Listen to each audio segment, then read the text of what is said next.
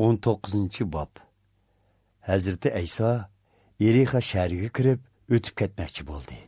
U yerda Zakay ismli bir bojgirlar boshlig'i bo'lib, u nihoyatda boy edi. U Hazreti Aysoning qanday odam ekanligini ko'rishni orzu qiladi.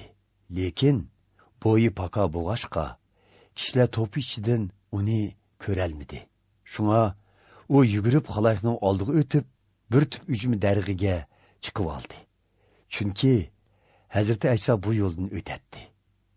Hazreti Ayso u yerga kelganda, beshini ko'tarib Zakayga qarab, "Zakay, chapsan tush.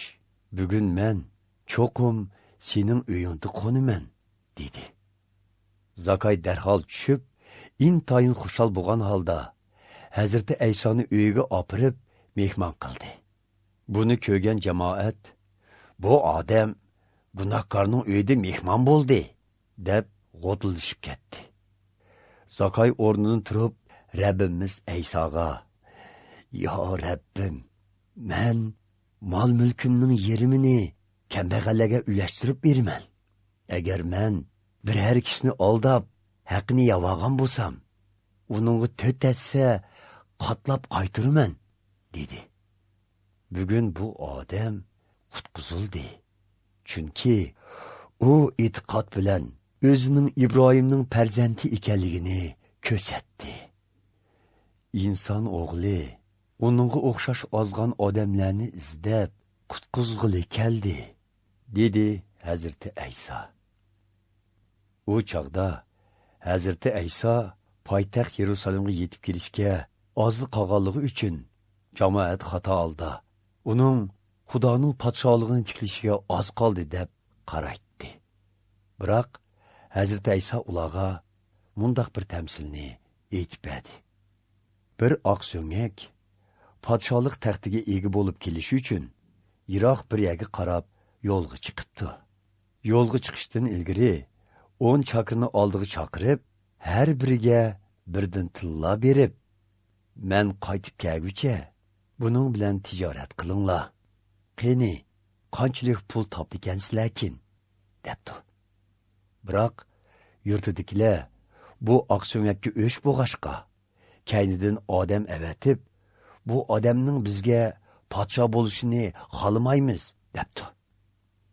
Oqso'ngak podsho bo'lib qaytib kelgandan keyin darhol ilqi chakorlarni chaqirib, har qaysisining o'qat qilib, qanchalik pul topganligini bilmoqchi bo'libdi.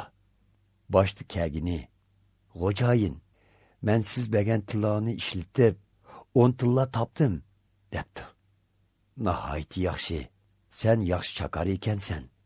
Men sana havola qilgan kichikini ishda ishonchli bo'lib chiqqanliging uchun men seni 10 shaharni boshqarishga tayinlayman", debdi xo'jayin.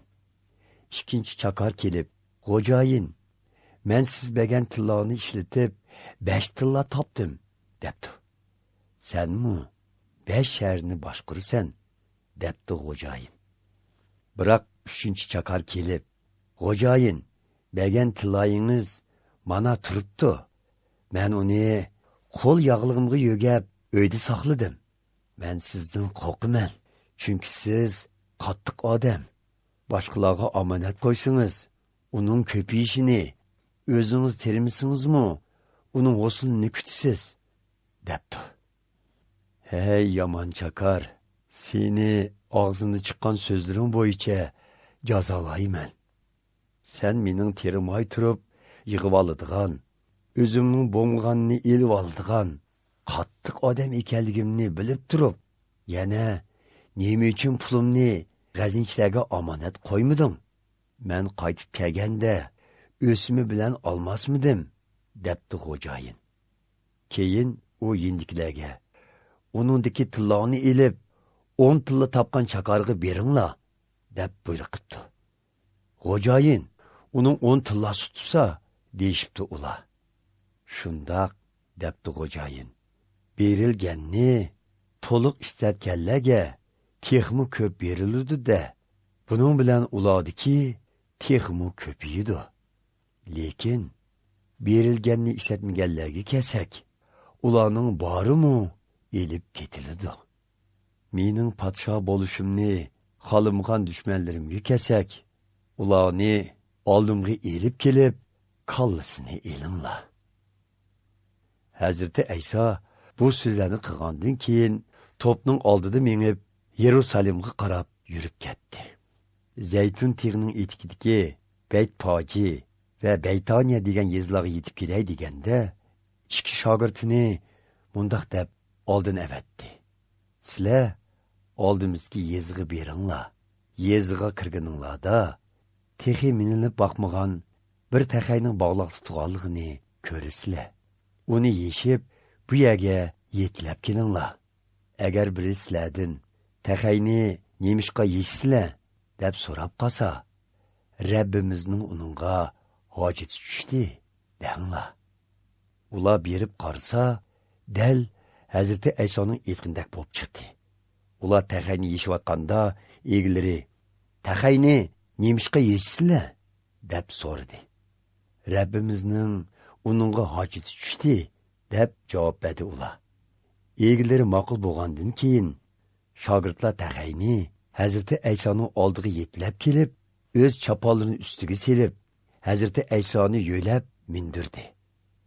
Hazreti Ayso manganda xalqlar chaponlarini yo'lga poyandoz qilib soldi.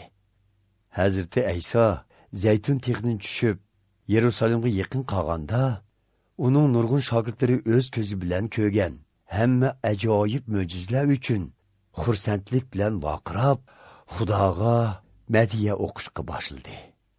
Parvardigorimizning nomida kelgan podshoga muborak bo'lsin. Inson Xudo bilan yarashtirilg'usi, arsh olodiki Xudoga shon sharaf bo'lsin. To'pning ichida ba'zi farishtalar Hazrati Aysoga, "Ustoz, shogirdlaringizni unda gap qilmay, jim bo'lishni buyurg'aysiz" deyishdi. Ular jim turgan taqdirdimi, bu toshlar chig'ida Xudoni madhilab chuqon silishgan bo'ladi, dedi Hazrati Ayso ularga. Hazrati Ayso Yerusalimga yetib kelganda shaharni ko'rib, hasratda ko'z yoshi qilib, "Ey Yerusalimliklar, nemening sizlarga omonlik keltiradiganligini bugun bilgan bo'lsanglar, ammo u hozir ko'zinglardan yoshirindir. Shundoq kunlar kelidiki, dushmanlaringlar shahringlarning atrofi qo'rg'on qurib, sizlarni to'rt tarafdan qo'rshib elib, sizlarni va bolaringlarni yer bilan yakson qiladi. Hatto bir tol ul tishinimu joyida qoldirmaydi. Chunki Xudo sizlarga shafoat qilgan fursatni farq etamidinglar", dedi. Hazreti Ayso markaziy ibodatxona ho'ylariga kirib, u yerda ilm setim qilayotganlarni haydab chiqarib, ularga muqaddas yozmalarda Xudoning "Mening uyim duo tilovatxona bo'lsin" degan so'zi yozilgan. Lekin sizlar buni bulongchilarning uvusiga aylantiryapsizlar, dedi. Shu kunlarda Hazreti Ayso har kuni markaziy ibodatxonada ta'lim berdi. Oliy ruhoniylar, Tavrat ustozlari va oqsoqollar uni ujuqtirib bo'lishdi. Lekin qandoq qo'l silishni bilmaydi. Chunki butun xalq Hazreti Aysoning ta'limini anglashqa shunchalik xushtor ediki, uning har bir ig'iz so'zni qoldirmay ko'ngil qo'yib anglaydi.